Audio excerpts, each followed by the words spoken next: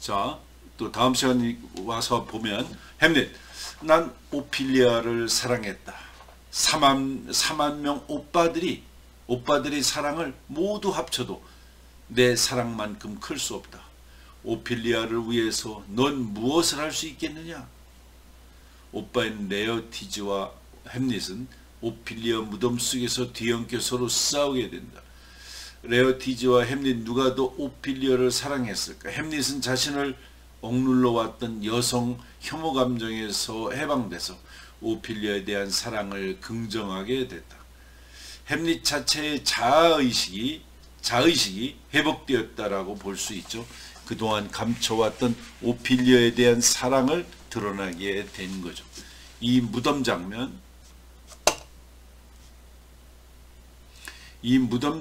중요한 의미를 갖게 되는데, 햄릿이 갖고 있던 사후세계에 대한 두려움에서 해방되고 죽음을 모든 인간의 공통된 운명으로 받아들일 줄 아는 성숙한 비극의 주인공으로 변모하고 있다는 것을 알 수 있어. 이제는 아버지의 복수 임무에서 좀 더 자유로워지고 주체적인 자의식을 회복해서 더 이상 망설이는 인간이 아닌 행동하는 인간으로 변모하게 되었다는 점이 의미 있는 대목이다. 오피리아에 대한 사랑을 긍정하게 되고 여성 혐오 감정에서 해방되게 되었다는 것이 무덤 장면이 갖는 의미라고 볼 수 있습니다. 자, 이제 오막 2장을 보면 인간이 대충 해놓은 것을 완성하는 신의 손길이라는 토픽으로 볼 수 있는데, 마지막 장면에서 햄릿은 인간이 하는 일이란 대충 해놓은 것에 불과할 뿐 그것의 완성은 신의 소관이라는 것을 깨닫는다. 자신의 한계를 느끼고 신의 섭리에 모든 것을 맡기는 햄릿의 변화된 모습을 이해할 수 있죠. 또 햄릿이 레어티즈와의 검술 시합을 통해서 복수를 실행하지만 동시에 자신은 물론 거트루드 왕비 등 관련 인물이 모두 죽음을 당하는 비극적 결말에 대해 이해할 수 있게 되죠. 햄릿은 친한 친구인 호레이쇼에게 영국으로 항해하던 일에 관하여 이야기해줘. 항해 도중에 우연히 햄릿은 클로디어스 왕이 영국 왕에게 보내는 편지를 발견하게 되고 그 내용을 변조하게 된 것을 호레이쇼에게 이야기하죠. 햄릿이 말한 바에 의하면 그 편지에는 이렇게 쓰여져 있었던 것이죠. 햄릿을 도착 즉시 죽여라 라고 영국 왕에게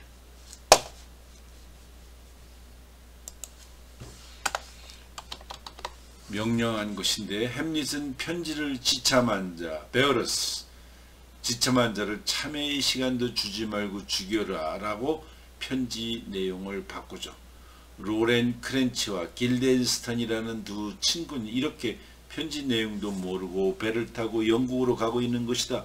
이 친구들은 영문도 모르고 처형당할 처지에 놓인 인물들이죠. 햄릿은 이제 덴마크로 돌아와서 레어티즈와 검술 시합을 해보도록 권유받게 되죠. 햄릿은 두렵기도 하고 내키지 않는 면도 있지만 이 상황에서 모든 것을 받아들이는 순응의 태도를 보이죠. 햄릿이 호레이쇼에게 이런 얘기를 하게 됩니다. 자, 햄릿, 때에 따라서는 무모함이 오히려 도움이 된다. 치밀한 계획도 숲으로 돌아가는 수가 있는 법이니까. 이걸 보면 인간이 대충 일을 벌여놓지만 마지막 손을 보는 이는 신이라는 것을 깨닫게 된다네. 햄릿 자신도 클로디어스 왕에게 복수하려는 계획을 많이 세웠지만 그 계획이 아직 완수되지 않았다. 클로디어스가 햄릿을 암살하려는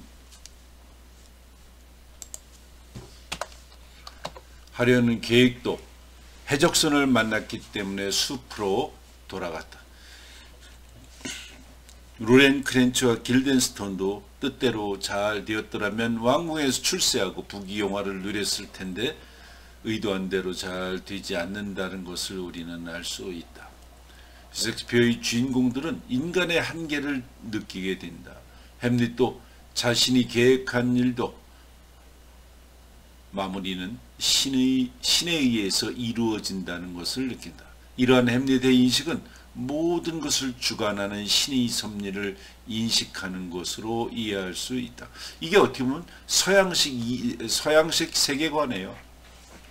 자, 이 세상의 모든 것은 저 하늘에 절대자가 계시고 그 절대자가 이 세상을 만들고 그 신의 섭리에 의해서 이 세상이 돌아가는 거다.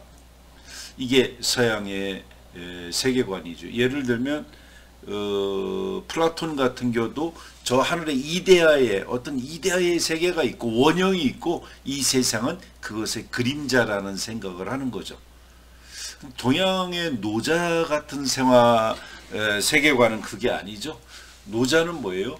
이 세상에 무의, 자연과 인간이 함께 살아가는 건데 인간은 자연을 파헤치고 자연을 정복하고 저 위에 신의 절대자가 있는 것이 아니라 이 세상에 인간과 인간과 자연이 함께 무의 개념이라죠. 뭘 했지만 자연과 인간이 교감을 했지만 정복하고 해치는 것이 아니라 어떤 그 흔적을 남기지 않고 인간과 자연이 함께 사는 거, 이런 무의 세계, 이게 이제 어떻게 보면 저 절대자가 아니라 인간과 자연이 함께 살아가는 거, 이게 노자의 세상이죠.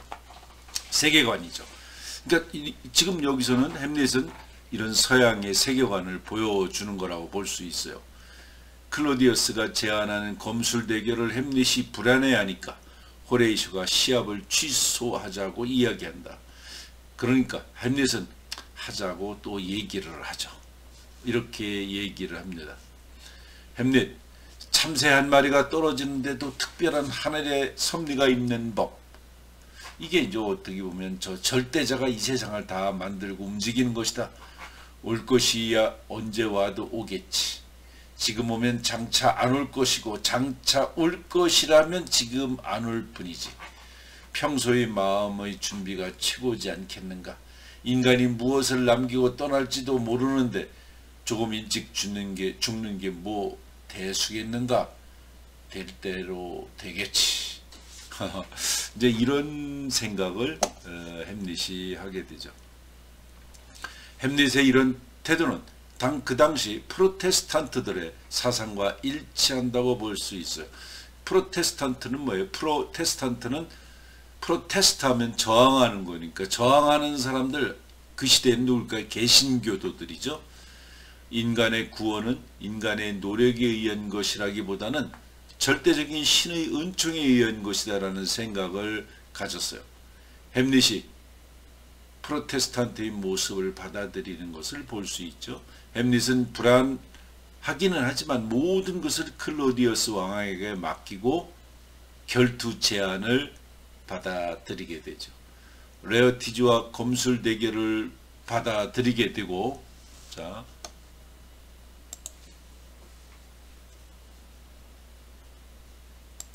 지우고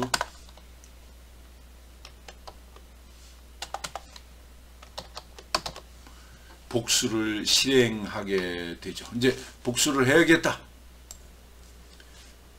햄릿이 오피리아의 무덤 장면을 숨어서 보다가 뛰어들어가면서 하는 말이 있죠. 나는 햄릿 더 데인, 즉 덴마크의 통치자 햄릿이라는 것이죠. 지금 덴마크의 왕이 있지만 적법한 통치자는 자신이라는 얘기입니다. 마지막 장에서 햄릿은 덴마크의 합법적인 통치권자로서 반역자 클로디어스를 처형하게 된다. 아버지라는 사적인 영역이 아니라 공적으로 사형 집행인의 역할을 취하고 있죠. 햄릿이 하나님의 도구이자 징벌의 대리인으로서 처벌을 가하지만 자신도 처벌을 당하는 이중적 역할을 완수하게 되죠. 셰익스피어 비극에 보면 파괴된 질서가 신의 섭리에 의해서 다시 회복되는 과정에서 관련된 많은 사람들, 죄가 없는 사람들까지도 죽게 되는 그런 모습을 볼 수 있어요. 한마디로 질서 회복의 대가가 아니겠지? 틀린 거 보니까 대가. 질서 회복의 대가는 죽음이라는 것을 알 수 있다. 그래서 여기에서도 모든 사람이 죽게 되죠. 겉으로도 왕비가 죽는 정치적 의미는 무엇인가? 겉으로도 왕비는 이 당시 여왕이었던 엘리자베스 여왕비의 등가물이고 또 많이 비교되는 인물이라고 생각해 볼 수 있다. 햄릿이 쓰여진 시기가 여기서도 사람 이름이 아니니까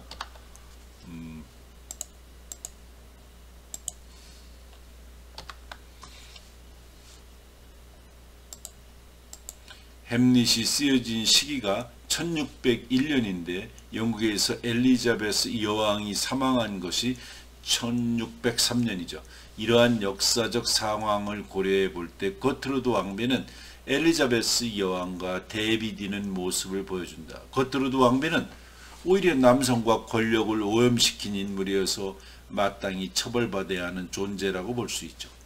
후사 없이 죽게 되는 엘리자베스의 뒤를 이어 스코틀랜드의 왕이 영국의 왕이 되어 스튜어트 왕조를 이제 열게 되는 거죠. 햄릿이 죽고 난 후 영국에서 온 사신이 이런 얘기를 합니다. 영국 사신 로렌 크렌치와 길덴스턴은 죽었습니다. 누구에게 감사 인사를 받아야 합니까? 이 말은 편지를 지참하고 온 사람을 죽여 주었으니 누구에게 감사 인사를 받아야 한다는 말이라는 것이다. 이 두 사람은 자신들의 자유의지보다는 거부할 수 없는 운명적인 힘에 의해서 이끌렸던 거죠. 비평가든 이 두 사람이 거부할 수 없는 운명적 거대한 힘에 의해서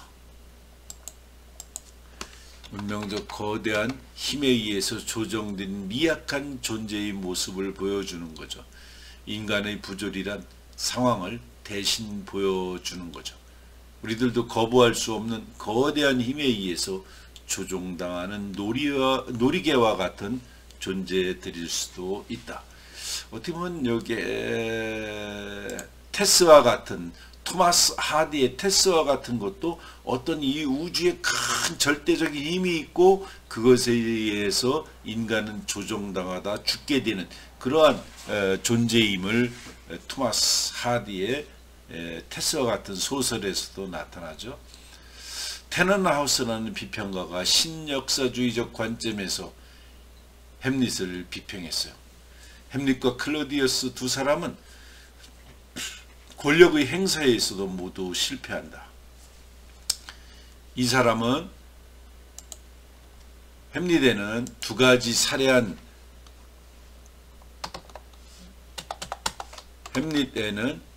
실패한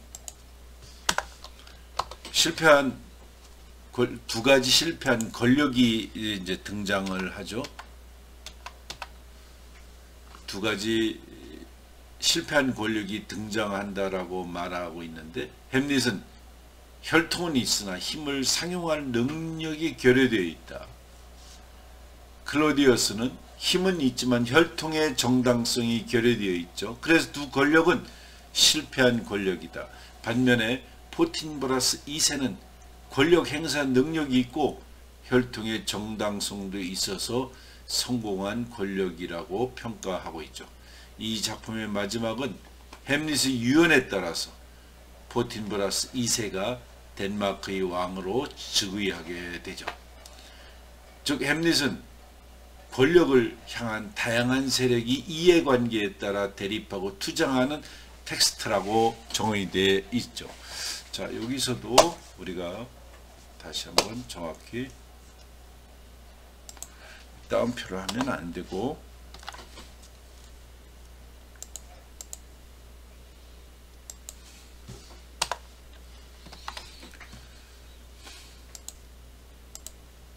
자, 엘리자베스 시대의 이 극장은 이러한 정치적 사회적 투쟁 장소로서 매우 적합했다라고 볼 수 있어요. 엘리자베스 시대의 극장은 그러한 정치적 사회적 투쟁 장소로서 매우 적합했다라고 볼 수 있다. 러시아 극작가인 이반 뚜르게네프는 햄릿이 지적이고 사색적인 비행동형 인간이라고 비행동형 인간의 전형이고, 돈키호테는 맹목적인 행동주의자라고 이제 얘기하고 있죠. 그러면서 그는 역사를 바꿀 수 있는 인물은 돈키호테 같은 인물이라고 얘기를 이반 뚜르게네프가 얘기를 했죠. 자, 시간이 조금 남아서 이제 어느 정도 이제 햄릿에 대한 얘기를 했기 때문에, 자, 이와 같은 것을 현실에서 햄릿을 어떻게 우리가 바라볼 수 있는지 한번 내가 쓴 글을 2014년이니까 벌써 6년이 넘었네요. 이 글을 한번 읽어서 보죠. 햄릿형 인간과 큐레이션 커머스. 지난번에 조금 하다 말았는데 그때 대충 한번 읽어보라고 그래서 내가 쓴 글을 한번 읽어보겠어요. 사느냐 죽느냐 그것이 문제로다라는 대사로 잘 알려진 햄릿의 주인공 햄릿은 아버지 원수를 가압해야 할 때가 왔는데도 불구하고 결정을 머뭇거리는 결정장애 증후군의 인물로 알려져 있다. 아버지 원수를 갚아야 할 중요한 순간에도 특별한 이유 없이 고민을 계속하는 부류의 인간형을 햄릿형 인간, 그 반대의 인간형을 아까 얘기한 것, 이반 뚜르게네프가 얘기한 것처럼 돈키호테형이라고 러시아 작가 뚜르게네프는 분류한 바 있다. 에고이스트적인 기질이 강하여 그가 부정적으로 보았던 햄릿형 인간 때문에 21세기의 새로운 산업이 형성되고, 돈키호테가 좀 부정적으로 본 거죠. 햄릿은 앞으로 더욱 발전될 가능성이 높다 하니 뚜르게네프가 다시 살아난다면 자신의 의견을 취소할는지도 모르겠다.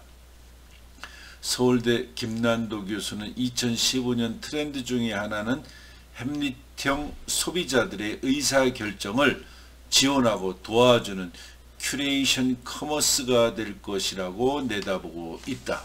이 얘기는 뭐냐면, 사람들이 뭘 해야 될지, 어느 병원 가야 될지, 뭘 먹어야 될지, 무슨 옷을 입어야 할지, 머리 스타일은 뭘로 해야 될지 머뭇거리고 햄릿처럼 머뭇거리고 결정을 못한다는 거죠. 결정장애, 증후군의 모습을 보여주어서 이런 소비자들의 의사결정을 지원하고 도와주는 큐레이션 커머스가 이제 20세기에는 이제 2015년에는 그런 것이 될 것이다, 이렇게 얘기했다는 거죠. 정말 그렇죠. 햄릿이 400년 이전 작품이지만 끊임없이 인구의 회자, 자꾸 얘기가 되는 거죠.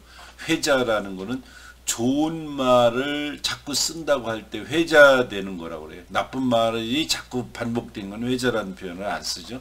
인구의 회자되는 것은 햄릿이라는 등장인물의 성격이 인간 내면의 한 아키타입, 원형이 되기 때문이다. 즉, 머뭇거리는 인간형의 모습은 누구에게나 내면에 조금씩 상존한다. 그건 뭐 사실은 햄릿만 그런가요? 우리가 힘든 결정이나 좀 뭔가 어려운 일을, 심각한 일을 할 때에는 결정하지 못하고 이럴까 저럴까 늘 그렇게 하죠. 왜 햄릿만 그러는 건 아니죠. 이것을 두고 여러 의견이 오랫동안 상충해 오기도 했다. 서로 부딪혀 오기도 했다. 20세기 최고의 시인이라고 할 수 있는 T.S. 엘리엇은 이 햄릿을 실패작이라고 했어요. 왜? 아버지 원수를 갚아야 하는데 햄릿이 이유 없이 복수를 머뭇거리고 있고, 그렇게 해야 할 만한 객관적 상관물, 머뭇거리는 이유가 될 만한 증거, 이 객관적 상관물, 영어라면 오브젝티브 컬러러티브라고 그러죠. 이 객관적 상관물. 그러니까 이건 뭐냐면, 가을이 와서 요즘처럼 가을이 외로워요, 가을에는, 이런 게 아니라 외로운 마음을 그 빨간 지붕에 널려 있는 빨간 그 고추, 바람에 휙 날아가는 나뭇잎, 이런 것들이 가을이라는 것을 알려주죠. 이게 객관적 상관물이에요. 머뭇거리는 이유가 될 만한 증거 뭐가 있어야 되죠. 이것을 셰익스피어가 제시하지 못하고 있어서 실패작이라는 것이다. 그런데 정신분석학자 프로이트는 햄릿이 복수를 지연할 만한 이유가 햄릿의 내면에 억압되어 있었다고 설명을 한다. 프로이트 같은 사람은 햄릿이 지연할 왜 자꾸 이유가 없다고 T.S. 엘리엇 실패작이라고 했는데, 아니다, 무의식 속에 그렇게 머뭇거릴 수밖에 없었다고 설명해요. 사람은 누구나 성장하면서 오이디푸스 컴플렉스를 겪기 때문이다. 자, 오이디푸스 컴플렉스가 뭐예요? 즉 아이가 어머니와 둘만의 끈끈한 관계를 유지하고 싶은데 방해꾼 아버지가 나타나서 둘만의 관계를 갈라놓으니, 그러니까 어떻게 보면 엄마는 아이는 엄마의 젖을 물고 엄마의 치마끈을 붙들고 엄마와의 단둘이 사랑을 하고 싶은데, 또 어떻게 보면 엄마가 젖을 안 주면 아이는 죽을 수 있잖아요. 자, 아이가 힘센 아버지 세계로, 그런데 어쩔 수 없이 쫓아가야만 했다는 것이다. 이게 뭐예요? 아버지 세계라는 게 이 세상이죠. 그러니까 엄마의 젖 먹던 그 유치한 세계에서, 나만 아는 세계에서 이 세상의 눈빛을 받아들이고 아버지의 세계, 도덕, 질서, 관념의 세계로 옮겨가는 거, 소셜라이제이션, 사회화, 이것이 돼야 되는 거죠. 그런데 햄릿에게도 한때 이렇게 아버지를 제거하고 싶은, 근데 안 가고 싶죠. 힘들으니까. 그래서 저 아버지 없애버리고 싶었는데, 그런 분노가 마음속 어딘가에 억압되어 쌓여 있었는데, 삼촌 클로디어스가 아버지를 대신 죽여주어서 잠시 복수를 머뭇거렸노라고. 너무 고마웠기 때문에. 옛날에 참 자기 작은 아버지가 아버지 내가 죽이고 싶었었는데 지금 죽였으니까 나도 모를래 머뭇거렸더라고 프로이드는 설명을 하죠. 햄릿을 어떻게 해석하든 결정 장애가 있는 햄릿형 인간이 오히려 지금 산업의 촉진제가 되고 있다는 것은 우유부단함이 이제 밝은 사람에게 돈벌이의 대상이 되고 있는 셈이죠. 그러니까 어떻게 보면 이렇게 햄릿처럼 특별한 이유도 없이 뭔가 결정을 못하고 어느 동네가 살까, 옷은 뭘 입을까, 먹는 건 뭐를 먹어야 될까, 피자 먹어야 되나, 어느 피자를 먹어야 될까, 뭐 이런 거, 그런 것들을 머뭇거리고 있을 때 그것을 도와주는 사람들이 나타나는 거죠. 뭐 어떤 연예인의 코디라든가 다 그런 것 아닌가요? 그런 것이 나타났다. 머뭇거리는 인간형은 셰익스피어 시대보다도 우리가 살고 있는 사회에 더 많다. 물건을 사든 직장을 선택하든 선택의 기회가 많아졌기 때문이다. 콜롬비아 대학 교수인 쉬나 아엔가는 뉴욕의 대형마트에서 실험을 했다고 하죠. 한 집단에는 6가지의 초콜릿을 맛보게 하고 다른 집단에는 30가지를 맛보게 해서 6가지하고 30가지를 맛보게 했는데, 그러고 나와서 실험 참가자들의 만족도를 조사해 보았더니 30개 초콜릿 쪽 집단보다 6개 중에서 골라 먹는 사람이 더 만족스럽다는 대답을 했다는 것이다.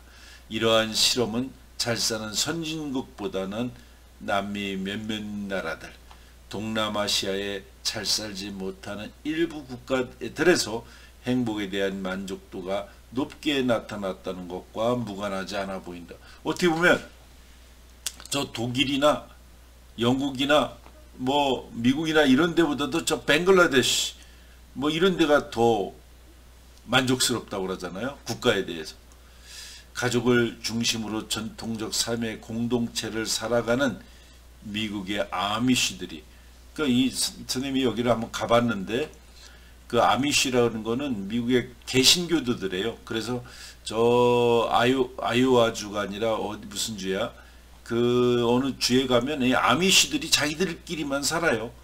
아미시들은 자기들끼리 옛날 방식으로 뭐 민속촌 같은 데에 이렇게 꾸며놓고 자기들끼리 사는 기독교도들이 있어요. 개신교들. 이게 아미시들이죠. 이 아미시들이 뉴요커들보다 행복도가 높게 나타나는 것은 많은 선택의 기회와 행복이 정비되지 않음을 보여준다고 할 수 있다. 아미시들은 자기들끼리 모여서 살고 전기도 안 쓰고 뭐 치즈도 옛날 방식으로 만들어서 먹고 그러죠. 선생님이 거기 가서 한번 잡았는데 뭐 너무 옛날 방식 1950, 60년대 같아요. 근데 멋져 보이는데 가서 보니까 뭐 길거리에 말이 다니는데 말똥이 수북하고 그래요. 그래서 그렇게 멋진 건지는 고민해봐야 될 것 같고, 그 동네의 젊은이들은 다 그 동네를 떠나고 싶어 한다고 그래요. 자, 그게 이제 전통을 지키며 살아가는 것과 현대의 삶 중에 갈등이 아닌가 이렇게 생각해요. 그 다음 한번 여기 아미쉬에 한번 관심을 가져봐요. 이게 어떤 관광에서도 많이 얘기하는 건데, 아미쉬. 우리가 살아가고 있는 현실은 너무나 많은 정보가 쏟아지고 있고, 소비자들은 어떤 것이 좋은 것이고 나쁜 것인지 분별할 수 없는 상태에 이르렀어요. 그러니 SNS 상에서도 도와주세요라는 글이 이제 낯설지 않다. 이러한 틈새를 파고들어 무슨 옷을 입어야 스타일이 살아날 것이며, 자동차는 무슨 차를 사야 하며, 식당은 어느 집이 맛이 있으며, 책은 무슨 책을 읽어야 하는지, 큐레이션 커머스는 결정을 미루는 햄릿형 인간에게 필요해 보인다. 이런 도움을 받음으로써 소비자는 기회비용과 실패의 확률을 줄일 수가 있다. 그래서 컨설팅이 유망한 산업으로까지 발전하리라는 전망이다. 해외에서 패션 컨설팅 산업으로 1억 유로를 돌파하고 있다고 한다. 선택지가 많을 때 우리는 모두 예스와 노 사이에서 머뭇거리는 메이비 세대, 제너레이션 메이비이기 쉽다. 선택지가 많으면 할까 말까 여기에서 머뭇거리는 제너레이션 메이비 세대가 어떻게 하지? 이런 세대이기 쉽다라는 거예요. 자, 그 다음에 미래의 유통시장은 정보의 바다에서 방황하고 있는 햄릿형 인간, 메이비 세대의 욕망마저 빼앗아 갈는지 모른다. 미래 유통시장 정보의 바다에서 방황하고 있는 햄릿형 인간, 메이비 세대의 욕망마저 뺏어갈지. 너무나 선택을 많이 해야 되니까. 그러나 잘못된 선택을 하든 너무나 많은 선택지가 있어. 참 그래서 이제 머뭇거리지도 않고 포기할 수도 있는 거죠. 그러나 잘못된 선택을 하더라도 확신에 찬 선택을 한번 시도해 보는 것이 더 흥미로운 삶을 사는 것이 아닐까 싶다. 너무나 선택지가 많아. 뭐 어떡할까 포기하는 것보다 그래도 한번 시도해 보는 것이 흥미로운 풍요로운 삶을 사는 것이 아닐까. 햄릿을 사랑하기는 어려우나 돈키호테를 사랑하지 않을 사람은 없을 것이다. 이것도 멋있는 말이죠. 돈키호테처럼 한번 해라. 햄릿을 사랑하기는 어려우나 돈키호테를 사랑하지 않을 사람은 없다. 뚜르게네프의 말이다. 근데 지금 읽어봐도 잘 썼네, 그죠? 이게 언제야? 지금부터 6년 전 얘기네. 그때가 더 머리에 회전이 더 빨랐는 모양 같아. 지금 선생님도 오랜만에 읽어봤는데 괜찮아요, 그죠? 한번 여러분들도 한번 더 읽어보세요. 이렇게 자기의 지적인 배경을 이렇게 써먹을 수가 있다. 자, 오늘은 그러면 이제 오늘까지 해서 햄릿을 다 마쳤어요. 그래서 리포트로 햄릿에 대한 강의를 듣고 여러분의 생각을 해서 A4 용지 한 적어도 여러분들의 글을 써서 리포트로 제출해 주기 바랍니다. 자, 이게 중간고사 리포트예요. 중간고사 리포트를 햄릿으로 받겠어요. 자, 미국 문학 시간이지만 뭐 이게 꼭 미국 문학, 영국 문학 모든 문학에 많은 기본을 줬기 때문에 햄릿으로 중간고사는 대체하고 기말고사 쪽으로 이제 또 가면 또 리포트를 내겠어요. 자, 그래서 여러분들이 한번 이것은 중간고사 리포트로 내주시기 바랍니다. 어디에 올리느냐 하면은 이 클래스에 올려주시기 바랍니다. 중간고사로. 내가 나중에 이거 올리라고 하는 중간고사 내가 표시해 놓을게요. 자, 오늘은 여기까지 하겠습니다.